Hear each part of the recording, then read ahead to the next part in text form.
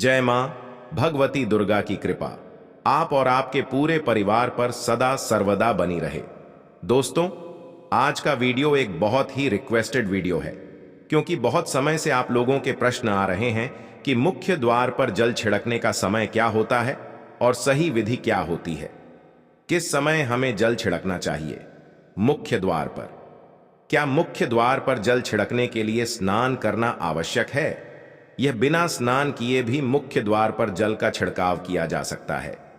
झाड़ू लगाने से पहले या फिर झाड़ू लगाने के बाद जल छिड़कना चाहिए। और एक और प्रश्न आया है कि क्या पीरियड्स में हम अपने घर के मुख्य द्वार पर जल का छिड़काव कर सकते हैं? यह मुख्य द्वार पर दीपदान कर सकते हैं? और से ही जुड़ा हुआ एक और प्रश्न है आपका कि मंदिर में जो प्रतिदिन हम एक जल रखते हैं, उस जल का हमें क्या करना चाहिए, किस तरह उपाय करना चाहिए? क्या हम उसे खाने में उपाय कर सकते हैं या फिर हम किसी पौधे में डाल सकते हैं?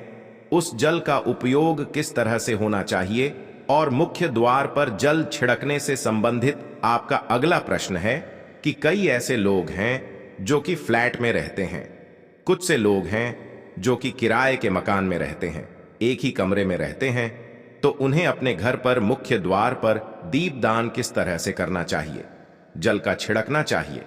मतलब वह किस जगह को मुख्य द्वार मानकर वहां पर मुख्य द्वार से जुड़े हुए उपाय करें? तो आज की वीडियो पूरी तरह से आपके प्रश्नों पर ही आधारित है, इसलिए बहुत महत्वपूर्ण है। पूरा जरूर देखिए और अगर आपको आज की वीडियो अच्छी लगे तो इसे लाइक भी जरूर कीजिए, क्योंकि लायक आपके कमेंट्स ही मेरे लिए एकमात्र जरिया है जिनसे मुझे पता चलता है कि आपको यह वीडियो अच्छी लगती है और आपके लिए वीडियो उपयोगी है। तो अगर वीडियो अच्छी लगती है तो लाइक तो जरूर ही किया करें। इसके साथ ही कमेंट बॉक्स में माता रानी के नाम का जयकारा भी जरूर लगाएं।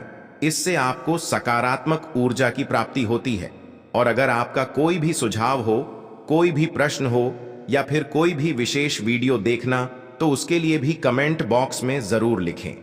चैनल पर पहली बार आए हैं, अगर अभी तक आपने चैनल शास्त्र गुरु वॉइस को सब्सक्राइब नहीं किया है, तो आज के वीडियो अगर आपको अच्छी लगे तो चैनल शास्त्र गुरु वॉइस को सब्सक्राइब जरूर करें और बेल बटन को भी प्रेस कर लीजिए।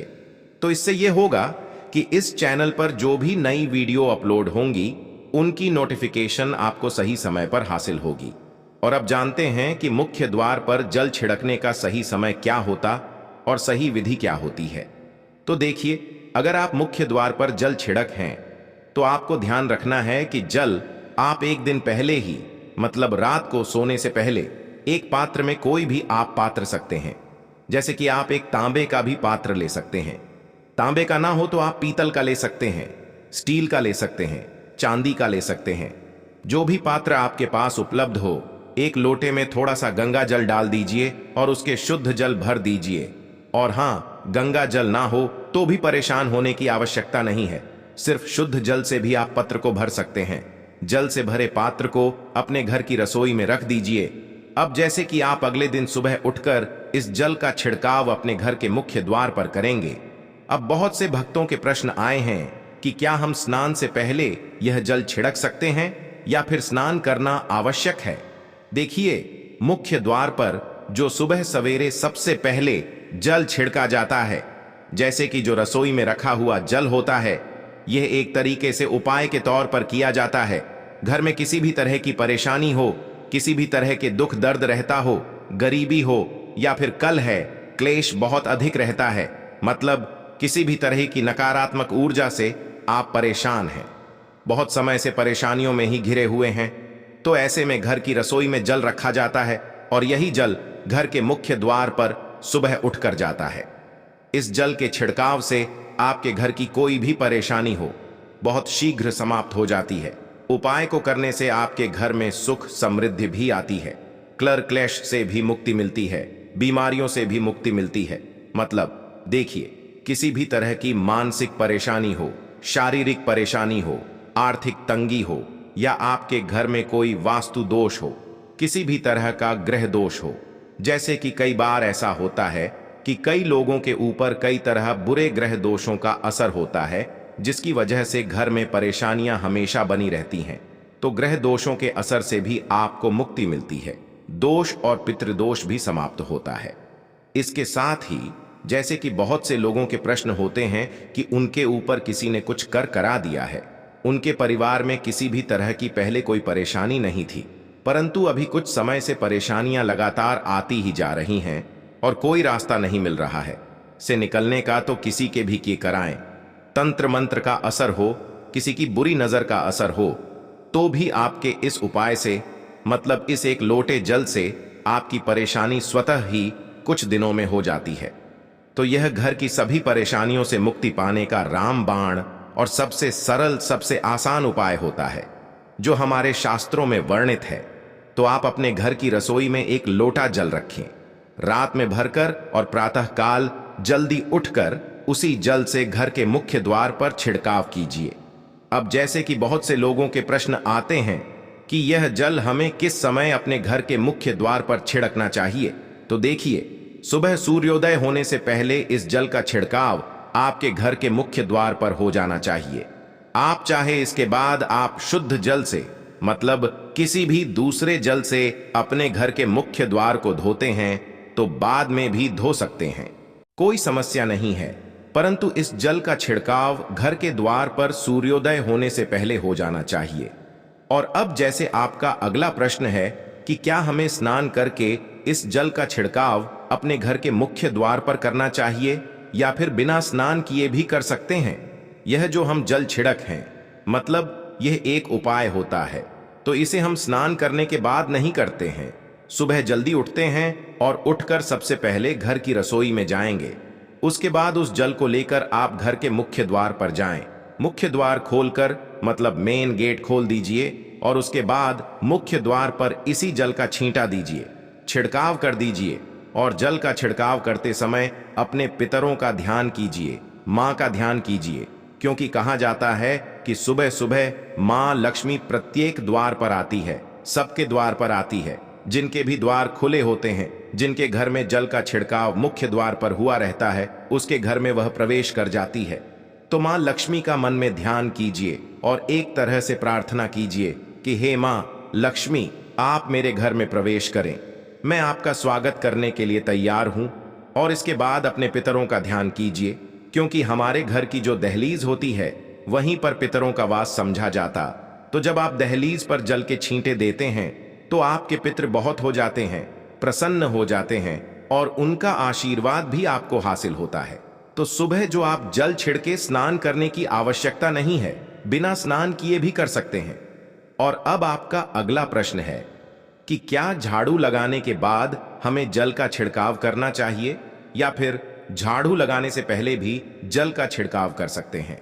देखिए, जैसे मैंने आपको पहले ही बताया, सोकर उठने के बाद सबसे पहला कार्य जो आपको करना है वह जल का छिड़काव ही करना है। उसके बाद आप झाड़ू लगा सकते हैं। परंतु एक चीज का ध्यान रखिए, जब हम सोकर उठते तो सबसे पहले बिस्तर पर बैठे हुए ही अपने दोनों हथेलियों को जोड़कर और दोनों हथेलियों को सामने से जोड़कर पूरी हथेली को देखा जाता है। उसमें मां लक्ष्मी का ध्यान किया जाता है। उसके साथ ही पंच देवताओं का ध्यान किया जाता है। देवता कौन कौन से होते हैं? मां दुर्गा, भगवान शिव, भगवान श्री हरि विष्णु, गणपति गजानन और भगवान सूर्य देवता। पंच देवताओं का ध्यान हम अपने हाथों में ही करते हैं। लक्ष्मी कर्म देव, सरस्वती कर्म लेतु गोविंदा, प्रभाते प्रदर्शन। हम इस मंत्र का उच्चारण आप चाहे तो कर सकते हैं, नहीं करते हैं तो भी कोई बात नहीं। अपने इष्ट देवता का और पंच देवताओं का ध्यान अपनी हथेलियों में कर लीजिए। उसके बाद दोनों हाथ जोड़कर सभी देवी देवताओं को प्रणाम किया जाता है और उसके बाद अपने हाथ से पृथ्वी का स्पर्श करते हैं, धरती को छूकर प्रणाम करते हैं 2 बार या 3 बार, और उसके बाद दाहिना पांव पृथ्वी पर रखते हैं, धरती पर रखते हैं। उसके बाद ही बाकी के जो सभी कार्य होंगे वह उसके बाद ही किए जाएंगे। जल का छिड़काव आप उसके बाद ही करेंगे। सुबह उठने के बाद सबसे पहले हथेलियों के दर्शन, फिर धरती को प्रणाम कीजिए, फिर धरती पर पैर रखिए और उसके बाद रसोई में जाकर आपको जल लेना है और घर का मुख्य द्वार खोलकर मुख्य द्वार पर जल का छिड़का करना है। मां लक्ष्मी का और अपने पितरों का ध्यान करना है। उसके बाद अपने घर में आ जाएंगे और उसके बाद जो भी आपके रूटीन वर्क होते हैं, मतलब झाड़ू लगाएंगे, या फिर आप स्नान करेंगे, ये सभी उसके बाद किए जाएंगे। और अब जैसे कि कई लोगों के प्रश्न आते हैं कि जब हम जल का छिड़काव करते हैं, क्या उसी समय हम घर के मुख्य द्वार पर झाड़ू लगाकर और पानी डालकर क्या हम मुख्य द्वार की अच्छे से सफाई कर सकते हैं? जी हाँ, बिल्कुल कर सकते हैं। पहले आप जो रसोई में रखा हुआ जल है, उस जल का छिड़काव कर दीजिए। उसके बाद और भी पानी डालकर, मतलब अगर आपके पास जल और उपलब्ध है तो और जल और घर के मुख्य द्वार की अच्छी तरह से झाड़ू से या कैसे भी सफाई कर सकते हैं।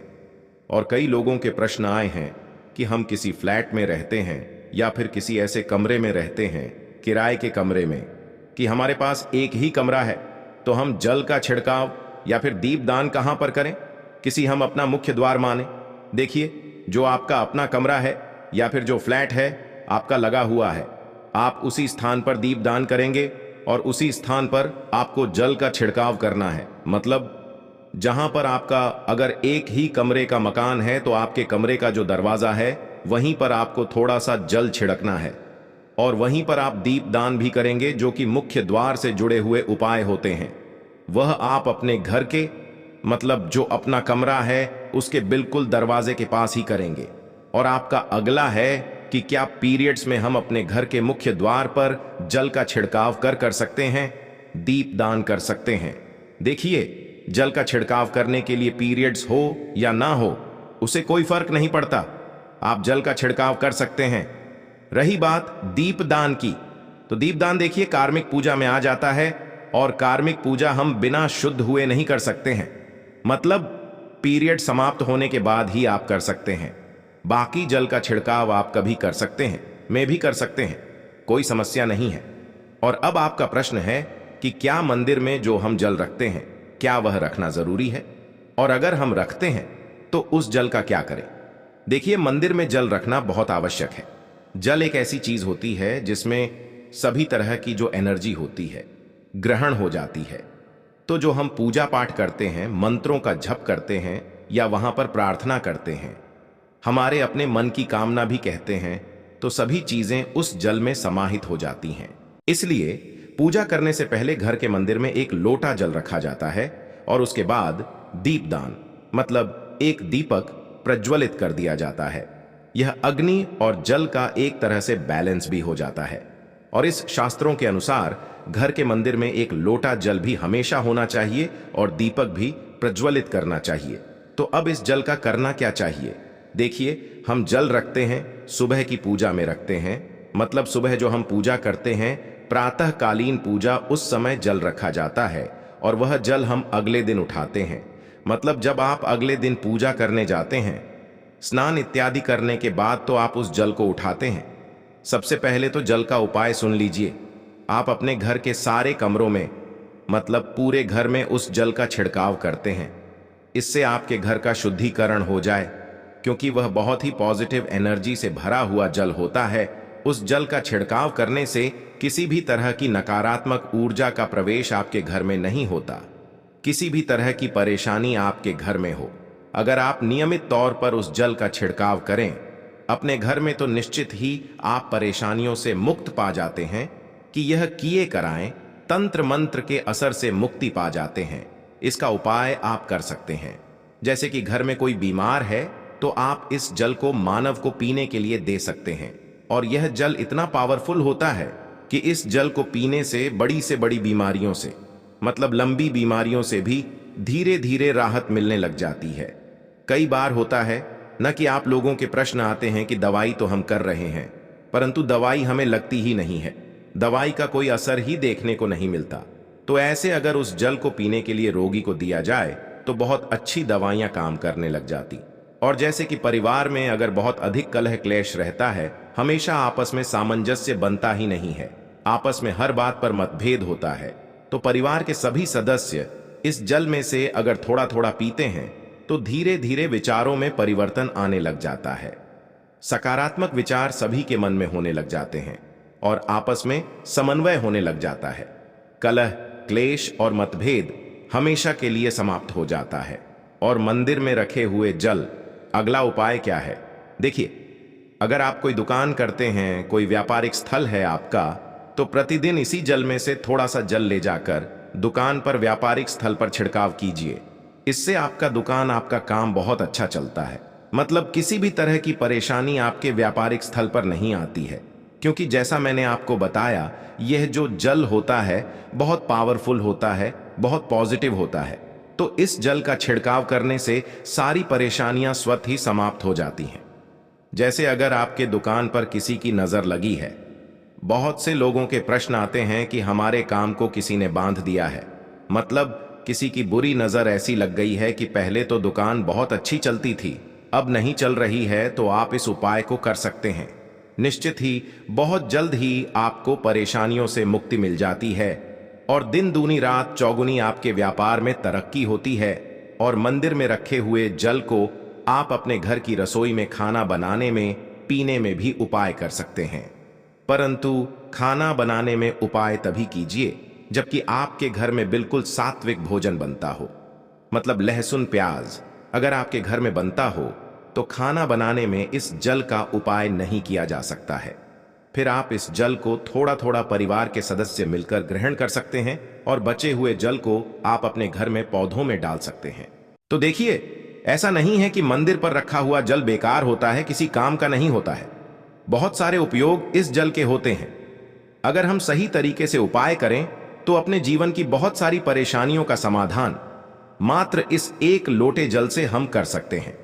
तो ध्यान रखिए कि मंत्रों से अभिमंत्रित जल बहुत महत्वपूर्ण होता है, बहुत शक्तिशाली होता है और हमारे घर के मंदिर पर रखा हुआ जल देवताओं का आशीर्वाद होता है, क्योंकि वह देवताओं के पास होता है।